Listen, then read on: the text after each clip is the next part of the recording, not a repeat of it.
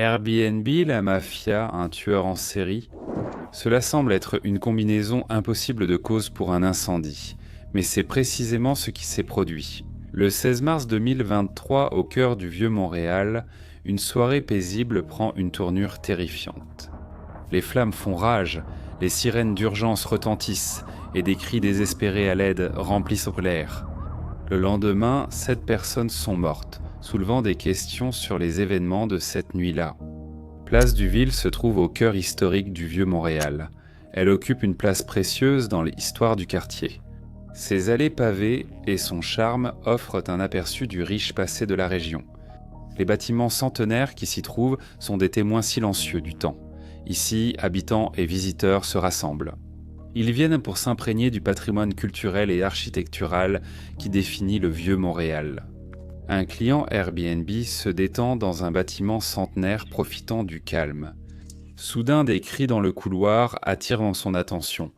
Il se lève et va vers la porte. Là, il découvre des flammes et de la fumée. La panique s'installe. Il court dans son appartement, le cœur battant. Il ne comprend pas ce qui se passe dehors. Tout ce qu'il sait, c'est qu'il doit partir rapidement. Comme de nombreux bâtiments de ce quartier historique, il n'y a pas de fenêtres, donc il ne voit rien. Pris au piège, il sent l'odeur du feu et entend les équipes de secours, mais il ne trouve pas de chemin vers la sécurité. Les flammes menacent les anciennes poutres en bois qui soutiennent le bâtiment depuis des siècles. Les sirènes et hurlements des secours résonnent tandis que pompiers et ambulanciers arrivent vite. La situation est grave et ils doivent agir rapidement. Le bâtiment William Watson Olgovie, construit en 1890, accueillait initialement des bureaux pour une entreprise de fleurs. Dans les années 1980, il a été converti en logement résidentiel. Les archives montrent qu'en 2009, Émile Benamor, un avocat au passé trouble, a acheté le bâtiment. Son acquisition a eu lieu alors que circulaient des rumeurs de transactions douteuses, attirant ensuite une forte attention. Il y avait 15 unités dont 12 étaient louées au prix et de permanence sur Airbnb, malgré le fait que ces locations soient illégales dans le vieux Montréal. Cela allait s'avérer crucial dans le déroulement des opérations de sauvetage. Les courageux pompiers et équipes de secours n'ont pas perdu de temps. Ils savaient que chaque seconde comptait. Des hélicoptères rugissaient au-dessus, projetant des faisceaux lumineux dans la fumée épaisse. C'était une course contre la montre alors qu'ils luttaient pour maîtriser les flammes, sauver des vies et évacuer les personnes piégées à l'intérieur. Lorsque les pompiers sont arrivés pour la première fois, des flammes sortaient par les fenêtres. Plusieurs personnes étaient coincées aux fenêtres sur le toit. Au moins 4 personnes ont été secourues avec des échelles au sol, d'autres maintenues par des échelles aériennes. Une personne est portée disparue et reste injoignable, mais nous ignorons combien d'autres pourraient manquer. Parce que plusieurs appartements étaient également des locations Airbnb. Mais il ne s'agissait pas d'une seule personne disparue. 6 clients Airbnb étaient en portée disparue. Il comprenait à The Charlie Lacroix, 18 ans, qui avait appelé le 911 2 fois en suppliant qu'on l'aide. Le lendemain, les autorités ont annoncé qu'il était possible que d'autres personnes soient dans le bâtiment. Les pompiers précisent que certaines unités étaient louées sur Airbnb, compliquant le décompte exact des personnes présentes. Un résident qui ne voulait pas apparaître à la caméra a déclaré que sur les 15 unités de location, 12 étaient consacrées à la location de courte durée. Bien que les familles aient publiquement déclaré que leurs proches séjournaient dans les Airbnb, les autorités ne l'ont confirmé que plusieurs jours plus tard. Pour faciliter le sauvetage, l'équipe a utilisé des drones infrarouges pour localiser les corps. Vu l'état du bâtiment, tout espoir de survivants a disparu. Le bâtiment était déjà vulnérable avant l'incendie, et les dégâts ont encore compliqué l'opération. Le 18 mars, le nombre de disparus a finalement été réajusté. Les 6 clients d'Airbnb portés disparus ont reconnu que l'âge et la structure du bâtiment rendaient l'accès difficile pour les secours. Ainsi pour les familles et les amis des personnes disparues, ce fut une longue et douloureuse attente. Ils ont organisé chaque jour une veillée improvisée hors de la zone. 2 jours après, le corps de la première victime a été extraite. Je ne peux pas vous dire quand, ni garantir que ce sera possible. Nous sommes déterminés à retrouver toutes les personnes portées disparues. Mais vous avez vu la situation, vous avez vu les décombres, ce sera difficile. Le risque d'effondrement était encore trop élevé, alors des grues et des drones ont été déployés pour démanteler le bâtiment historique brique par brique, étage par étage, et retrouver les victimes. Une survivante est venue raconter son histoire. Nous avons commencé à voir les flammes oranges et la lumière orangée passer sous la porte accompagnée du crépitement du feu. Mon mari a brisé la fenêtre avec une botte et nous sommes sortis. À ce moment-là, personne ne savait que la raison de l'incendie était bien plus sinistre que ce que quiconque aurait pu imaginer. Airbnb a surtout refusé de commenter la tragédie, déclarant seulement qu'il retirerait toutes les locations non enregistrées au Québec. La ministre du Tourisme de Montréal, Caroline Pruel, a rencontré la plateforme et l'a averti de son intention de modifier la loi. Ils doivent se conformer. Nous veillerons à ce qu'ils comprennent. Des parlementaires estiment qu'il est difficile de contrôler les Airbnb illégaux car ils ne sont pas enregistrés. Un ancien ministre du Tourisme a affirmé que si les clients pouvaient-on les trouver, les autorités aussi.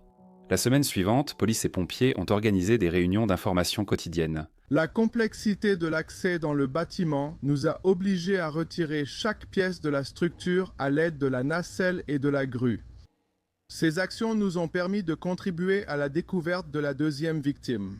Nous allons concentrer nos recherches de victimes dans d'autres sections du bâtiment qui sont ciblées par l'enquêteur du service de police de la ville de Montréal. 11 jours après l'incendie, tous les corps des victimes avaient été retrouvés. Pendant ce temps, ceux qui travaillaient pour les propriétaires de l'immeuble faisaient déjà de la publicité en ligne pour des locations à court terme. Les 7 personnes portées disparues au début de l'enquête ont toutes été retrouvées, extraites des décombres et identifiées. Les récupérations ont fini le 29 mars. Pour les familles des 7 victimes, ce n'était que le début d'un long parcours sinistre. Naturellement, des questions et des reproches ont émergé. C'était un cauchemar de tragédie et de controverses qui continue encore aujourd'hui. Il est important de noter que Montréal a interdit les locations de type Airbnb dans les quartiers historiques dès 2018. Cela vise à préserver le caractère local du quartier et favoriser une utilisation résidentielle variée. Alors comment se fait-il qu'il y avait une douzaine d'annonces dans l'immeuble ? Émile Benamor, le propriétaire, a confié l'exploitation Airbnb à un locataire en déclarant l'ignorer. Mais des reportages suggèrent que le propriétaire était au courant et prêt à fermer les yeux en échange d'une part des bénéfices. Sous-louer les appartements à des voyageurs était une activité lucrative, donc les hôtes de location de courte durée n'hésitèrent pas à payer un loyer plus élevé. Ainsi, Benimor contournait les lois sur le contrôle des loyers et augmentait les prix. Les locataires d'origine ont affirmé que, pour transformer l'immeuble, ils avaient été expulsés à l'aide de tactiques de harcèlement comme des visites inopinées tôt le matin, des coupures d'électricité et même de l'intimidation directe. Benimor possédait 4 propriétés avec plus de 20 appartements sur Airbnb. La lumière braquée sur le propriétaire a révélé son passé douteux, ses ennuis judiciaires, ses fautes professionnelles et ses liens avec le crime organisé. Benimor était un avocat dont les clients comprenaient des membres de l'organisation Ressuto, qui fait partie de la mafia montréalaise. Le nom de Benimor est apparu à plusieurs reprises dans des documents judiciaires après une importante opération policière. Il a aussi été impliqué dans des pratiques juridiques controversées, comme faire pression sur des adolescents pour qu'ils plaident coupables à un vol à main armée, menant à l'annulation de la condamnation. Et ça ne s'est pas arrêté là. En 2021, Benimor a reconnu avoir omis de déclarer près de 470 000 $ au fisc.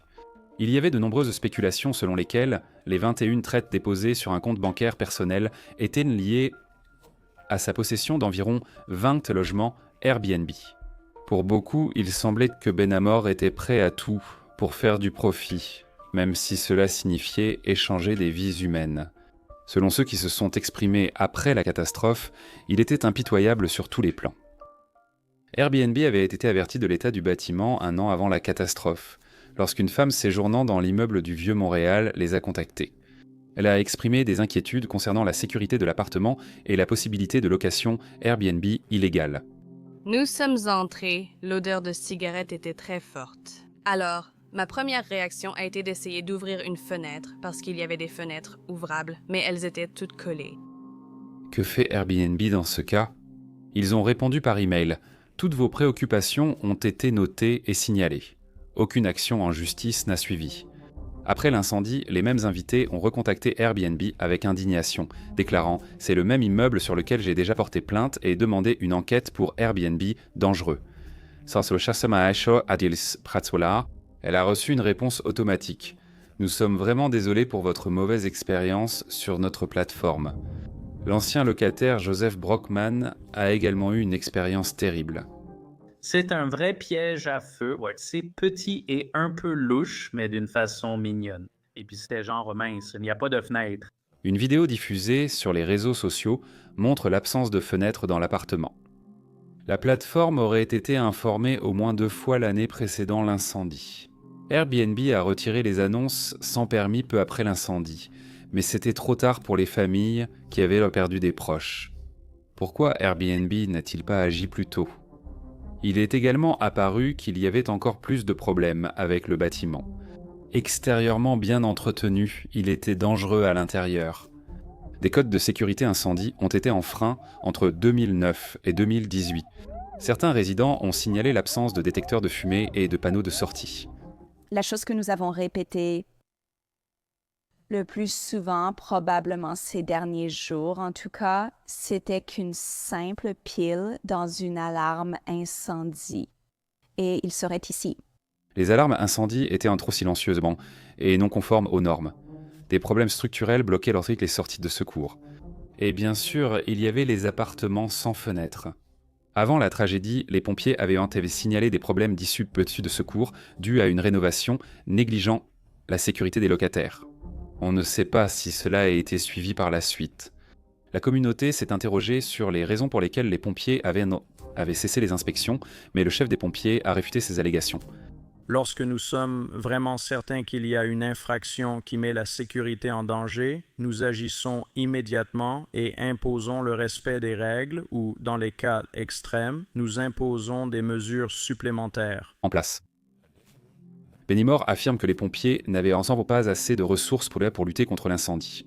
Ils auraient aussi ignoré ces avertissements sur des personnes coincées dans des Airbnb.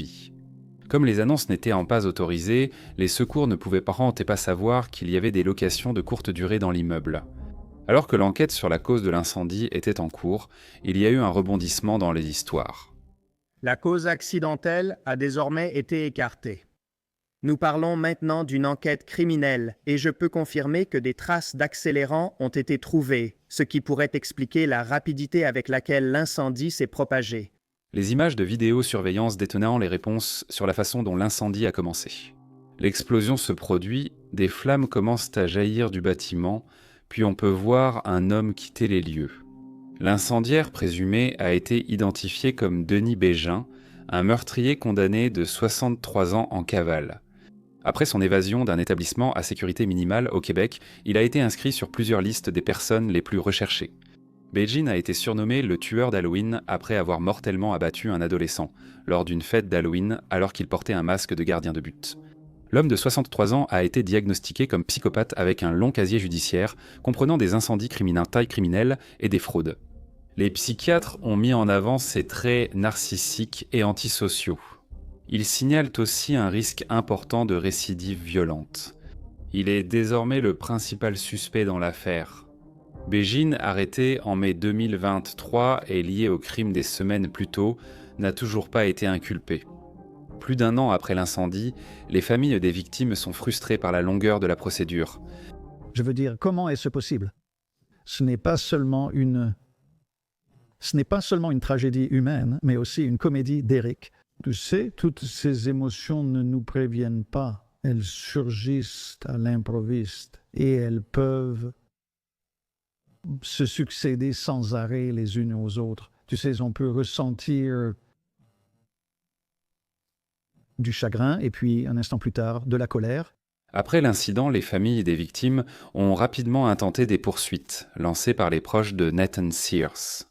Ils ont réclamé 22 millions de dollars de dommages et intérêts. Leur cible, le propriétaire de l'immeuble, la ville et Airbnb. Les pensées à son sujet et simplement la sensation de sa présence ont été constantes. En fait, j'ai l'impression qu'il ne m'a même pas quittée, même dans mon sommeil. Il était avec moi à chaque instant en ce moment. Donc, en fait, ce n'est que le lendemain matin qu'elle a finalement appelé mes parents pour leur dire qu'elle n'avait pas eu de nouvelles de Nathan et qu'il avait disparu. Ma mère est immédiatement allée sur Internet et a commencé à chercher frénétiquement ce qui aurait pu se passer à Montréal. Vous savez, un accident, une fusillade, une agression, enfin quoi. Et quand elle est tombée sur la nouvelle de l'incendie et qu'elle a vu qu'il s'agissait d'un vieil immeuble qui abritait des Airbnb, elle a tout de suite compris. Le propriétaire a intenté un procès de 76 millions de dollars contre la ville.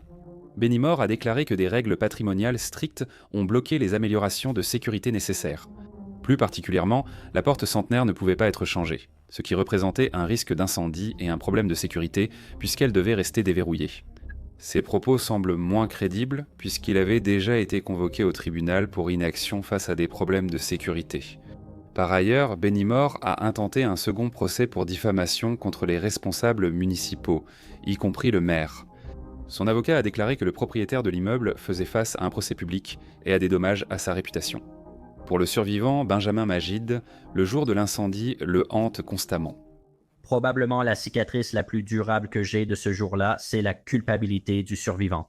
C'est comme un contraste saisissant entre l'aide immédiate que nous avons reçue ce matin-là et ce qui ressemble à un rythme glacial de l'enquête. Les familles des victimes attendent encore justice. La ville de Montréal exige désormais que les annonces Airbnb affichent leur numéro d'enregistrement. Cependant, les résidents sont toujours en désaccord avec la ville et la plateforme. Le 7 mars 2024, un nouvel immeuble a été tagué et des manifestants en colère ont envahi les rues. Cet immeuble a tout de même réussi à obtenir des locations Airbnb pour une courte durée dans une nouvelle construction. Ce que nous voulons, c'est que l'arrondissement s'implique davantage politiquement dans cette affaire et ne se contente pas de dire que ce que nous avons fait est correct sur le papier. Nous voulons qu'il réalise que cela contribue actuellement à la crise du logement. On pense généralement que la ville, Airbnb et le propriétaire ont réagi trop peu et trop tard. Et les familles des 7 victimes restent avec la dévastation. Regardez cet épisode ensuite. Si vous avez trouvé cette vidéo intéressante, merci d'ajouter un like et de laisser un commentaire si vous souhaitez soutenir la chaîne.